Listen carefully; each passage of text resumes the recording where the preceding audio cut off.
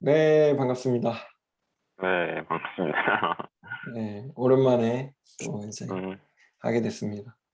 음, 이번 주제는 ETF에 대해서 우리 음, 스터디를 해보기로 했고, 음, 순한 맛으로 준비했습니다. 음, 그래서 저 같은 경우도 ETF가 뭔지 몰랐어요. 어느 음, 정도냐면, 인버스, 음, 뭐, 음, 레버리지, 이런 음, 개념조차 대충 알고 있었고, 아예 음, 용어도 좀 생소하고 헷갈리기도 하고, 음, 이제 그랬었고, 음, 그래서 이제 아마 ETF를 처음 들어보는 사람들이 어, 음, 이 영상을 보시면 좀 도움이 될 거라 생각이 됩니다. 음, 네, 바로 시작해 볼게요. 음, ETF를 가기 전에 이걸 먼저 알아야겠더라고요. 펀드. 음, 저는 사실 펀드를 아직 해본 적이 없는데, 음, 이제 들어는 봤죠. 어느 정도 간접적으로 들어는 봤는데, 펀드는 이제 간접 투자 방식입니다. 그래서 어떤 자산 운용 회사가 투자자로부터 어떤 자금을 모아서 대신 투자해줘요. 주식이나 뭐 채권. 음, 그런 투자해서 그 결과를 이제 돌려주는 방식이라고 합니다. 그래서 펀드는 다음처럼 있대요. 주식형 펀드. 그래서 뭐 주식의 60% 이상, 혼합형, 주식의 60% 이하, 뭐 채권형, 채권의 60% 이상, 네, 뭐 부동산 펀드도 있고, 뭐 그렇습니다. 근데 아직 뭐 저는 이런 걸 해본 적은 없는데, 어쨌든 펀드는 자산 운용 회사로 가서 가입을 하시면 됩니다. 네. 요런 펀드 간접 투자 방식이 있는데, 그럼 ETF는 뭐냐? 일단 상장 지수 펀드라는 건데, 이것도 펀드입니다, 펀드. 근데 주식 거래처럼 거래소를 통해서 할 수 있는 것으로 저는 이해를 했습니다. 네. 그래서 예를 들어서 코덱스 200 이렇게 읽는 거 맞나요? 맞아. 네. 이런 게 있는데 이게 이제 코스피 내에서 시장 음, 대표성, 업종 대표성, 유동성을 고려해서 음, 200개를 선정합니다. 음, 그리고 이거는 뭐 달마다 뭐 주마다 막 바뀌는 것 같더라고요. 맞아. 네. 그렇고 요런 상황에서 음, 이 말인즉슨 요 200개 평균이죠. 제가 알기로 음, 평균 같던데 평균을 가지고 투자하는 겁니다. 음. 네. 그래서 그거는 예. 평균인지 아닌지 그거는 내가 조금 이따가 다시 또 한번 언급해 줄게. 예, 빨간 맛에서 한번 들어보시죠. 오케이. 빨간 맛 아니죠. 매운 맛이죠. 아, 순한 맛, 매운 맛. 예. 어, 예. 그거에 대해서는 좀 자세히 이따 설명해 음, 주시면 감사하겠습니다. 음, 그래서 이게 이제 5년치예요, 그래프. 음, 이걸 보시면 이제 저희가 코스피 3천 뚫었을 때 모습 같아요. 요게. 음, 음, 음, 음, 네. 아주 급성장을 이때 했었고 음, 이제 이런 식으로 어떻게 보면 코스피의 그 흐름을 따라간다 이렇게도 볼 수 있는 것 같고 음, 어떻게 보면은 어떤 한 종목만 선택했을 때는 굉장히 또 리스크가 있는데 음, 음, 이 경우는 이제 200개를 들고 가는 구조다 음, 보니까 음, 조금 더 이제 분산 투자 개념이 크다 이렇게 저는 느껴졌습니다. 네, 그래서 그러면 ETF 우리가 어떻게 참여할 수 있지? 이제 찾아봤습니다. 이게 이제 코덱스, 뭐 타이거, 뭐 이것저것이 있고 운용사가 아까 뭐 삼성자산, 미래에셋, 뭐 하나 뭐 이렇게 있더라고요. 근데 이제 지금 제일 뭐 많이 투자되고 있는 거는 코덱스라고 합니다. 그래서 이제 코덱스 쪽에 보니까 홈페이지를 가봤어요.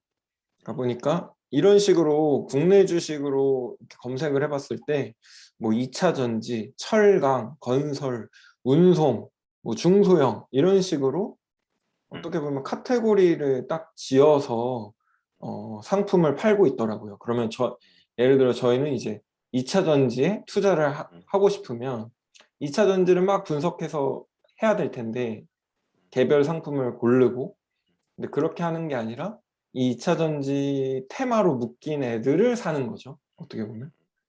예, 그렇게 투자하는 방식이다. 라고 이해를 했습니다. 그래서 이게 이 정보가 실제 코덱스에서 제공되는 내용인데요. 음, 이게 2차 전지 아까 보여주셨던 요거를 제가 클릭해 봤을 때 나오는 내용인데 이런 상품 정보들을 간단히 줍니다. 2차 전지 산업 전반에 투자할 수 있는 ETF 이런 것들 나오고 수익률, 그간 수익률 같은 것도 제공을 해주고 있었고 그리고 이 ETF가 어떤 상품들로 구성되어 있는지도 다 나오더라고요.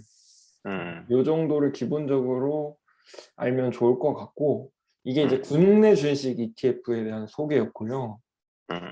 그 외에 이제 인버스, 레버리지 이런 개념이 있더라고요. 인버스는 하락에 베팅한다.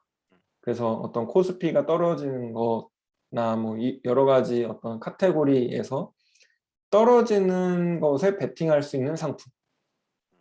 레버리지 같은 경우는 이제 1% 오르면 2% 수익을 가져가고 1%가 떨어지면 2% 손해를 일으키는 이제 어떻게 보면 곱하기 개념이더라고요. 네. 근데 이런 거는 정말 이제 확신이 있으면 할 수 있는데 좀 무섭다 생각이 들었어요. 오히려 저는. 이런 게 있었고 그 외에 해외 주식, 채권, 원자재, 어떤 통화 그리고 혼합도 있습니다. 뭐 주식 60, 채권 40 이런 게 있었고 부동산도 있었고 재밌던 거는 비트코인 ETF가 최근에 승인됐다고 합니다. 이거는 아마 미국에만 현재는 승인한 것 같아요. 예, 이런 것도 있구나. 그래서 어떤 투자할 만한 모든 것들에 대해서 상품을 만들어서 팔고 있구나. 이제 이런 생각을 했고요. 그리고 이제 코덱스 쪽 인사이트 이쪽이 되게 우리가 공부하기 되게 괜찮겠다 싶었습니다. 그래서 어떤 거냐면 이 코덱스 홈페이지 인사이트 들어가 보시면 이렇게 주마다 동향을 알려주는데요. 이런 식으로 소식을 알려주더라고요, 처음엔.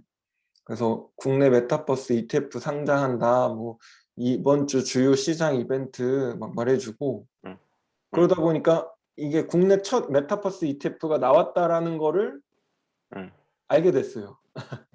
그래서 또 확인해 보니까 뭐 하이브도 있고 펄어비스도 있고 네이버도 있고 크래프톤도 있고 네. 여기 보면 YG, SM, JYP도 있고 이렇게 메타버스로 묶여 있구나. 이제 이런 어떤 인사이트들을 얻기 좋은 것 같았고 이거를 좀 활용하면 좋겠다 싶었습니다. 그리고 이런 정보도 있는데요. 이 주간 수익률 같은 것들을 보여줍니다. 그래서 미국 S&P 에너지, 뭐 자동차가 5% 이상 수익이 났구나 최근에. 그리고 뭐 헬스케어, 바이오는 최근에 좀 손해를 봤구나. 이제 이런 정보들을 제공을 하고 있었고요. 그리고 어떤 많이 산 것들, 이런 채권을 많이 샀고, 뭐 국고채도 샀고, 그쵸. 이런 것들에 대한 정보들을 제공해주고 있었다. 그래서 돈이 어디로 흘러가는지를 우리가 간접적으로 좀 확인을 할 수 있지 않을까 싶었고요. 이게 이제 한 달 동안 제가 자료 이 안에서 있던 거 뽑아본 건데 한 달 동안 코스피나 뭐 다 전체적으로 하락했더라고요. 요즘 장이 안 좋긴 하죠. 그래서 하락했었고 근데 그 와중에서도 은행이나 보험 이거 기억나실지 모르겠는데 이 뭐죠? 금리가 오를 때 같이 오르는 종목들 그죠? 이게 딱 오르고 있었고 재밌는 게 코덱스 미국 S&P 에너지가 20%나 올랐더라고요. 예. 그래서 이거 뭐지? 그래서 간단히 그냥 좀 공부를 해봤는데요. 이제 우리가 이렇게 할 수 있겠다라고 싶은 거예요. 이런 거를 보고 이런 게 뭐지? 어떤 게 있지? 이제 확인해 보면 좋은데 이 에너지 관련된 내용이 뭐 개발도상국 발전, 세계 인구 증가 등에 의해서 에너지 수요가 증가할 것 같다. 예, 그런 상품입니다. 그래서 에너지를 만드는 곳에 대한 건데 수익률도 지금 보면 조금씩 오르고 있었고 여기가 이 ETF를 구성하는 종목들인데요. 이 첫 번째 회사가 석유 회사더라고요, 미국에. 그러니까 뭔가 이런 식으로 인사이트를 우리가 얻어볼 수 있겠다.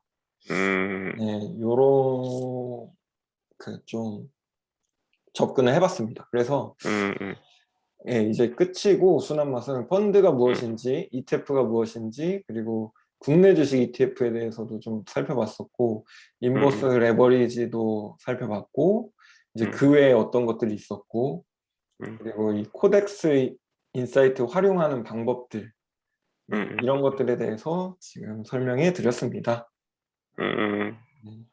잘 정리됐네. 네, 순한 맛은 끝이에요. 네. 고생했어. 네.